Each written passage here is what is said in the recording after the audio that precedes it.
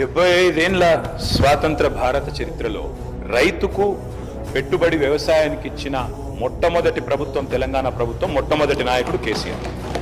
అయితే 72,000 కోట్ల రూపాయలు రైతుల ఖాతాల్లో నేరుగా జమ చేయడానికి ప్రేరణ అయింది. అసలు ఆ పథకం ఎందుకు తేవాల్సి వచ్చింది అది చెప్పకపోతే, ఆనాటి పరిస్థితులు ఆకలింపు చేసుకోకపోతే, బ్యాక్గ్రౌండ్ అర్థం కాకపోతే, పథకం ఎందుకు ప్రారంభించాల్సి వచ్చిందో దాని నేపథ్యం తెలియకపోతే మనం ఏం మాట్లాడతాం అధ్యక్ష? ఇంకోటి నేను వారిని కోరుతా ఉన్నా అధ్యక్ష, ఈతులు మాకే కాదు కదా చెప్పాలి. విప్ గారు మీరు మీ సభ్యులకు కూడా చెప్పాలి. మరి మేము బట్టలే కొనలేదట, మేము కొననేయలేదు, వ్యవసాయమే జరగలేదు, పద్ధతి కాదు.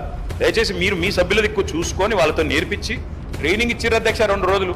మరి వాళ్ళకి ట్రైనింగ్ చక్కగా ఇచ్చింటే బాగుండేది కదా అధ్యక్ష. అధ్యక్ష మేము ఒకటే అంటున్నాం అధ్యక్ష, ఆ రోజు రైతు కళ్ళల్లో ధైర్యం లేదు. ఉమ్మడి ఆంధ్రప్రదేశ్లో, తెలంగాణ ప్రాంతం కళ్ళంలో ధాన్యం లేదు.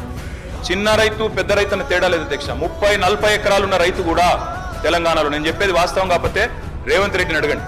ఎందుకంటే ఆయన మహబూబ్ నగర్ జిల్లా వలసల జిల్లాగా పేరుపడ్డ జిల్లా. ప్రతి సంవత్సరం 14 లక్షల మంది వలసపోయే జిల్లా.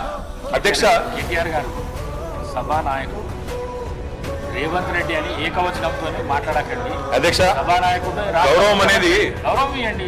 రైట్, గౌరవం అనేది అధ్యక్ష, గౌరవం అనేది ఇచ్చిపుచ్చుకోవాలి అధ్యక్ష. ఇస్తాం, మేము కూడా ఇస్తాం. ఇవ్వకపోతే కేసీఆర్ గారు ఇష్టం వచ్చినట్టు మాట్లాడితే మేము కూడా అట్లే మాట్లాడాల్సి వస్తుంది అధ్యక్ష. దానికి మేమేం చేయలేదు.